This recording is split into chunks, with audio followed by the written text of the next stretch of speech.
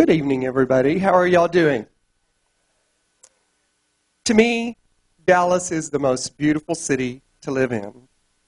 When I was a little kid, you probably read the story in The Voice when they did that little story about me last year, 25 years of serving the community and doing Patti LaPlace.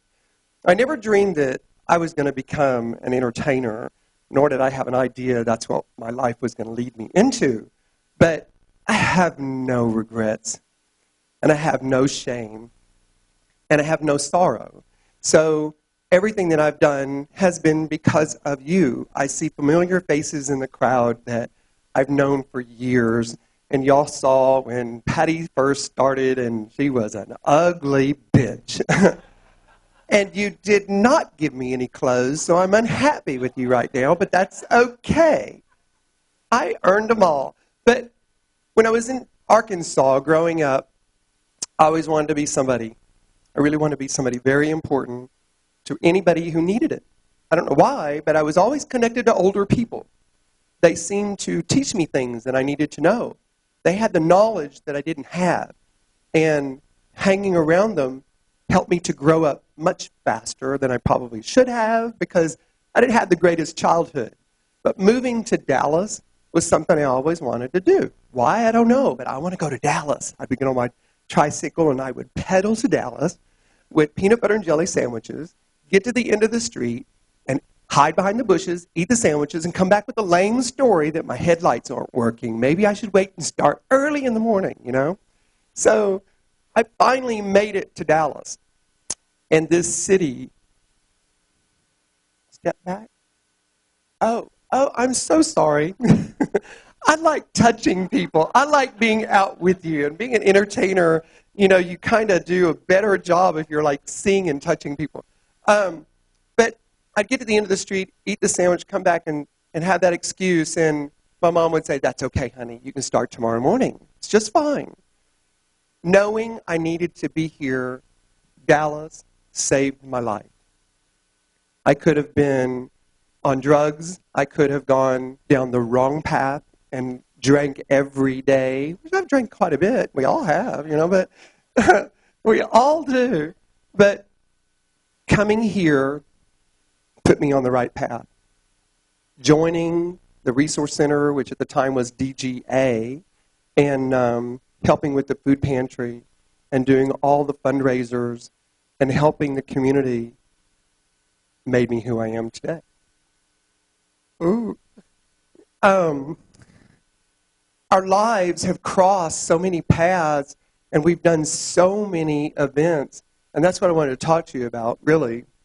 Because when I first started doing Patti, borrowed shoes, borrowed wig, Mark Anthony helped me put things together, Mark Rogers, Tony Anthony, Mark Rogers, and they put my makeup on, and I did my first benefit show. It was a War on AIDS down at the Arlington Hall. And I got a $20 tip. And I'm like, really? I got a career here. This is going to be amazing for me, you know? But I had no idea it was going to turn into something so much bigger. And yes, $1 at a time, coast to coast, I've given money to every organization that's ever crossed paths to. But that's what I was supposed to do.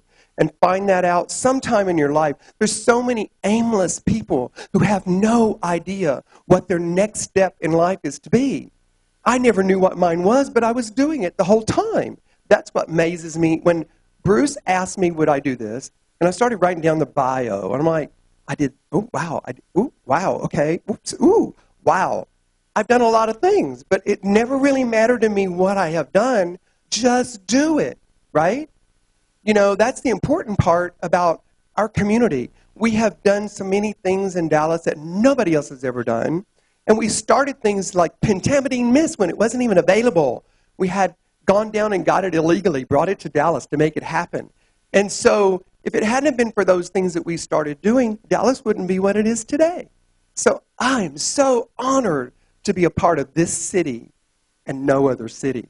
Even though there's many choices we can go to, and you probably lived in San Francisco and Chicago and New York and Los Angeles, and that's great. But Dallas is where it is. We're in the center of the United States, and we've done all these great things, And I am so lucky to be a part of that. It's made me feel stronger every day to be involved, and I'm not going to stop. I said at one point in time, Patty needs to die. That bitch is tired, She's broke a few high heels on stage, and it's time to lose the wig, But again, it doesn't matter. It's nice to know that $1 million has been raised, and I stopped counting a long time ago because it's not important how much you raise. It's what you are doing to raise it. No matter whether you're in the background behind everyone else who's in front, or whether you're the one that is in front. And it doesn't matter what dollar it is that you put into that bucket, you've done it. You've done your part. And that's what I want to thank you for, because I wouldn't be still standing here if you hadn't supported all those shows that I was in. Being involved with each of the organizations that I've been involved in has helped me to grow. And I think that even though you knew me really more as Patty than Rod, Rod is a person too. I've been involved in a lot of things. And one story I kind of wanted to touch on, I speak from the heart. If I wrote a script down here, it would have been so boring. But I think speaking from the heart gives you the feeling of who I really am anyway. So we had a bar down the street that would not allow us in because we were in drag. That was one of our own little discriminations that we did amongst ourselves. And I got my sisters together, and I said, we're going to go raid the bar. And I was driving a little Mazda pickup truck. You remember my Mazda pickup truck? Y'all remember that? I threw all the girls in the back of the truck, a couple in the front, and we drove from bar to bar to bar because we were supposed to have 3 picture IDs with that face, that none of us legally could go downtown and get an ID card with that face. That made no sense. So we fought it, and we kind of won. It was on the paper, front page again that year. So it's like, okay, you've got to do something. There's something that each one of us can be connected and brought together with.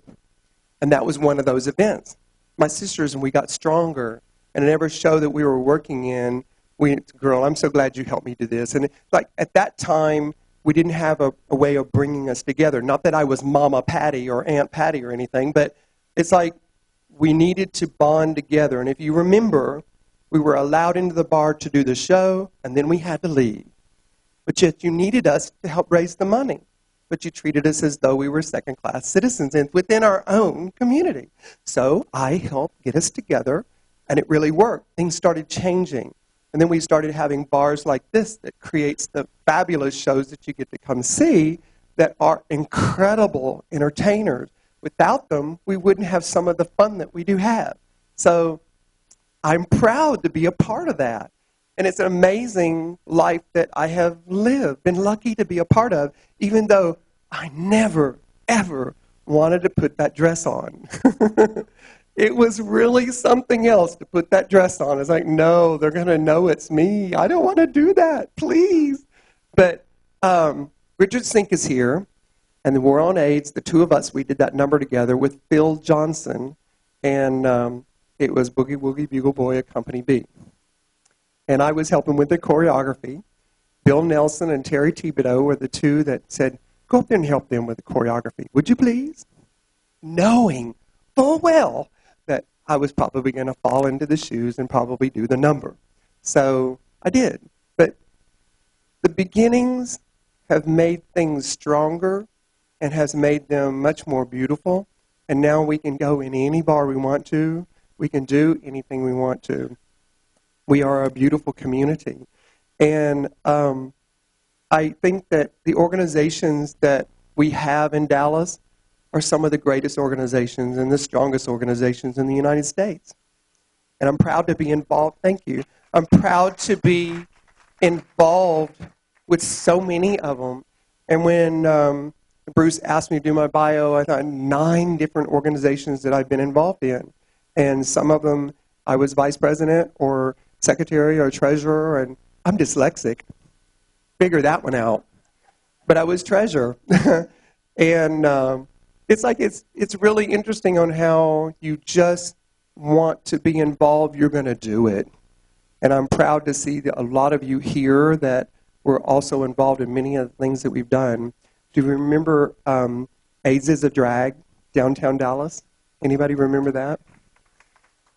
When we went downtown to Fountain Place, and we went to the top of the pyramid of that building, and that was a VIP party. Well, you know, back then, when we had an event, everybody went to it, and it was such an amazing event. Well, now you have so many organizations, and you have so many people that are competing for time to get you to go to something. You get invitations all the time, and you get something on Facebook as an invitation. I was like, girl, I don't look at Facebook. You want to talk to me? Call me, or I'm not going to be able to go. But it's like back then, they were bigger. There was more people attending things, and we had some fun events. And like a Tropicana, for an example, Richard Sink again, he's sitting out here, started that event, and we were synchronized swimmers for the Esther Williams Memorial Water Ballet Company. Well, let me tell you, I had soggy toes, but I had fun. You know, and we raised a lot of money back then. Events back then was because AIDS was so in the forefront, and we were all so scared that one drag show would raise $8,000. Today, when we have a drag show, it might raise $200 because things have changed, that it's not really as prevalent as it used to be. So we understand that, but we're still here to entertain you, and we're still here to help make you happy and take that fantasy and bring it in here, where maybe out there it might be a little more fearful. But I've always felt that, yes, it's important to be a part of something, and it's nice to be important, but it's more important to be nice. And I felt like that's what I always needed to be, set the example to be the nice one, and not the drag queen that's kind of picking on you too much, which does happen. And I'm not one of those that will do that, but I've always felt like being on stage was a home that I never ever had when I was a kid. And it's made me a stronger and happier person in the long run, even though it's nothing I really wanted to do. I guess I've been kind of good at it. So I want to thank you for being here tonight, and I really appreciate you supporting the Dallas Way. It is a big thing. I've never been able to come to the event because it was always on a black tie dinner board meeting night. And since I'm on that board, I can't skip it to come to the event.